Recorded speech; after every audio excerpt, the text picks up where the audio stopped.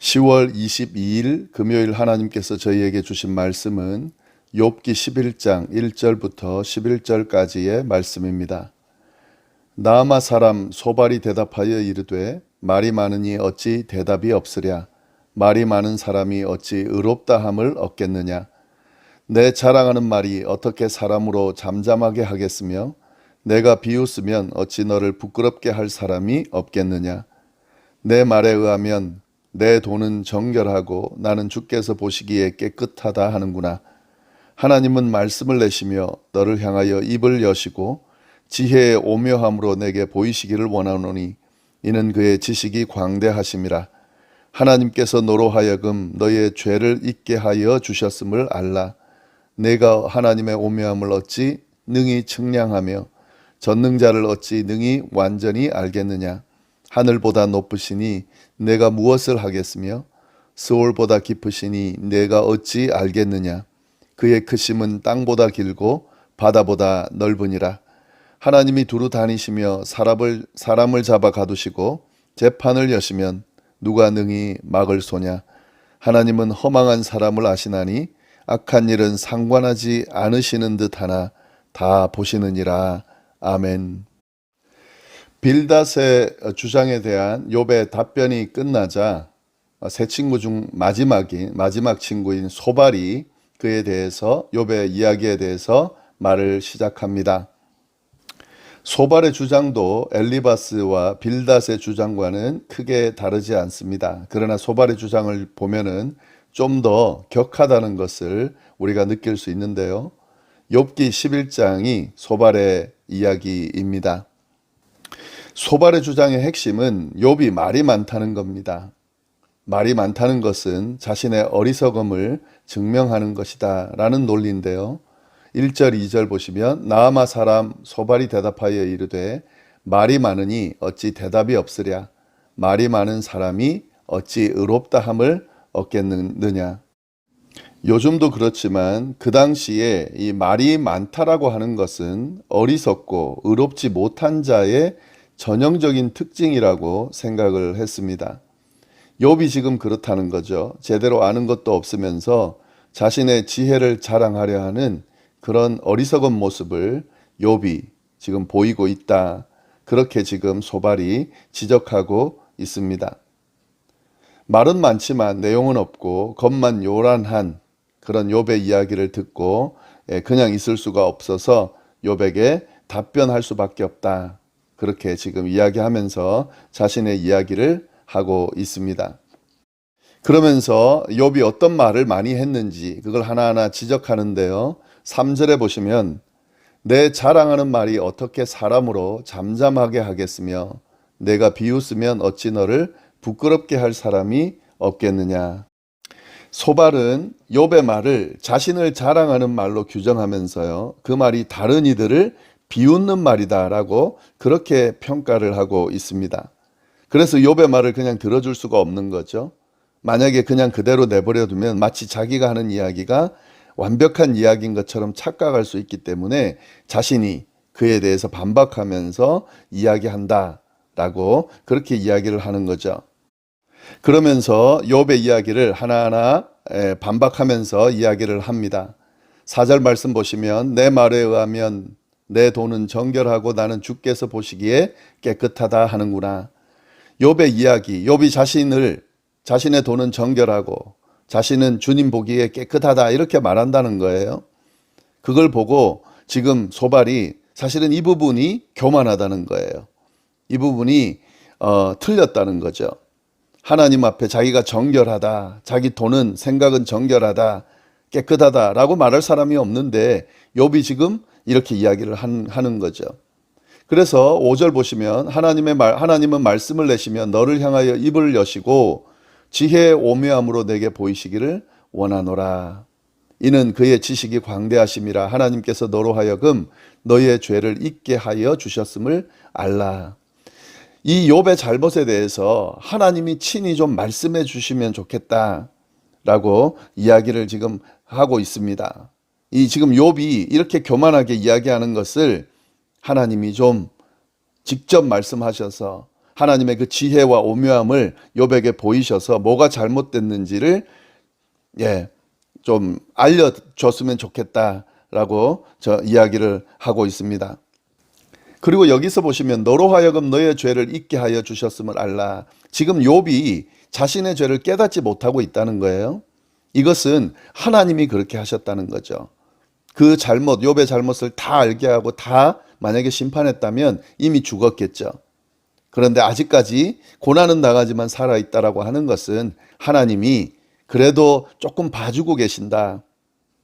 욥이 지은 죄보다 좀 가볍게 처벌하고 계신다. 소발은 지금 이렇게 지금 평가하면서 이야기를 하고 있는 거죠. 그러니까 아직까지 기회가 있다는 거예요. 이 앞에 친구들하고 비슷한 논리인데요. 욥이 이미 죄에 대해서 자기가 지은 죄에 대해서 다 심판을 받았다면 이미 끝났을 텐데 아직도 살아있다는 것은 아직도 하나님이 그 죄를 조금 가볍게 생각하시고 기회를 주시면서 가볍게 처벌하고 계신 거니까 빨리 죄를 돌이키고 하나님 앞에 용서를 구하고 인정하고 용서를 구하는 모습으로 나아오라고 지금 그렇게 이야기하는 그런 내용입니다. 그러면서 욥이 하나님에 대해서 말을 많이 했잖아요. 요 앞에 이야기들을 보면 하나님에 대해서 하나님은 어떤 분이시다 그렇게 이야기를 쭉 했는데 이 부분에 대해서 소발이 지금 지적하면서 이야기를 또 하고 있습니다. 소발이 주장하는 거 7절부터 쭉 이야기가 어떤 이야기냐면요. 내가 하나님의 오묘함을 어찌 능히 측량하며 전능자를 어찌 능히 완전히 알겠느냐. 하늘보다 높으시니 내가 무엇을 하겠으며 스올보다 깊으시니 내가 어찌 알겠느냐. 그의 크심은 땅보다 길고 바다보다 넓으니라. 소발은 하나님의 지혜와 지식은 광대하다라고 이야기하고 하나님은 무엇이든지 하실 수 있는 전지전능하신 분이다라고 지금 욥에게 이야기합니다. 왜냐하면 욥이 이 앞에서 뭐라 그랬냐면 하나님은 실수하는 거 아닙니까? 지금 의로운 자신을 이렇게 심판한다는 것은 하나님께서 뭔가 사람처럼 실수하고 있는 것이 아닙니까? 이렇게 지금 항변했거든요. 지금 그에 대해서 이야기를 하는 거예요. 하나님은 그런 분이 아니라는 거죠. 다 아시고 무엇이든지 할 수 있는 전지전능한 분이다 하는 거죠. 실수하는 분이 아니다 하는 거죠. 그러면서 욥이 당하는 그 고난은 죄 때문이다. 하나님의 실수가 아니라 너 때문이다. 너의 죄 때문이다. 라고 이렇게 정확하게 지적을 내리는 거죠. 그래서 아직 살아야 숨쉬고 있는 것은 그나마 아직 하나님이 봐주시기 때문에 그런 거다. 이 이야기를 하고 있습니다. 10절, 11절 하나님이 두루다니시며 사람을 잡아 가두시고 재판을 여시면 누가 능히 막을 소냐. 하나님은 허망한 사람을 아시나니 악한 일은 상관하지 않으시는 듯하나 다 보시느니라. 하나님이 다 보고 계신다 하는 이야기를 낱낱이 살피고 계신다 하는 이야기를 하면서요. 그래서 이제 핵심 내용은 이거죠. 하나님이 어떤 분이라는 것을 넌 잘 모르고 있다 안다고 하지만 그러는 욥도 정확하게 깨닫게 되면은 지금 이 일이 왜 일어나는지를 알게 될 거다. 하나님의 지혜와 능력은 욥이 측정할 수 있는 수준을 훨씬 초월한다. 바다보다 깊고 하늘보다 높고 스올보다 깊다. 그래서 얄팍한 너의 지식으로 하나님에 대해서 함부로 말해서는 안 된다. 하나님은 악인을 가두시고 재판을 만약에 여신다면 하나님이 어느 누구도 이 재판에서 벗어날 수 없다. 욥 너가 하나님의 징계와 억울함을 주장하지만 하나님은 낱낱이 살피는 분이기 때문에 실수하지 않으시고 정확하게 평가하신다. 그러므로 변명하지 말고 빨리 하나님 앞에 죄를 인정하고 용서를 빌어라. 이게 오늘 본문에 나오는 소발의 주장입니다. 이 이야기를 쭉 듣다 보면은요, 소발의 주장이 틀린 주장은 아니죠. 하나님에 대해서 평가하고 또 하나님이 하신 하나님의 성품에 대한 평가가 정확합니다.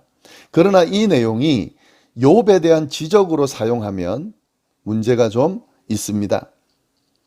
몇 가지만 말씀을 드리면, 욥이 말을 많이 하고 있다. 그래서 말을 많이 하는 것에 대해서 지적하잖아요. 그건 어리석음을 증명하는 거다. 말을 좀 그치라 이렇게 지금 이야기하는 건데 이건 좀 문제가 있어요. 무슨 말이냐면 욥이 지금 고난을 당하고 고통 가운데 있는데 그냥 아무런 반항 없이, 말 없이, 단식 없이 침묵하고 있으라는 이야기거든요. 자신의 억울함을 호소할 기회가 그럼 주어지지 않아야 된다는 건가요? 소발의 말로 하면은 어리석은 자의 취급을 받으면서도 욥이 말할 수밖에 없는 그런 상황인데 이걸 소발이 이해하지 못하고 있는 거죠. 그냥 틀렸으니까 끝.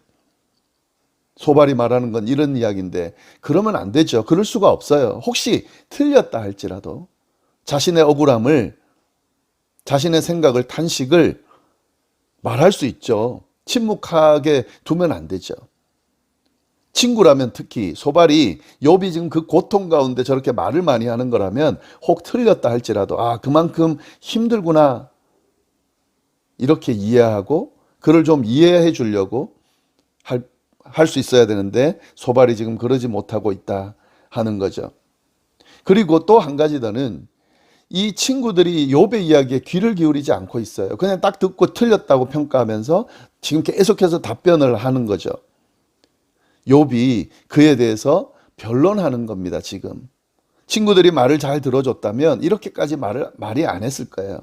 근데 자꾸 욥에 대해서 지적하고 평가하고 판단하고 책망하니까 욥이 이렇게 말이 많아지는 거죠. 자신에 대해서 변론하고 또 자신에 대해서 자신의 주장을 피력하기 위해서 그렇게 말이 많아지고 있다 하는 거죠.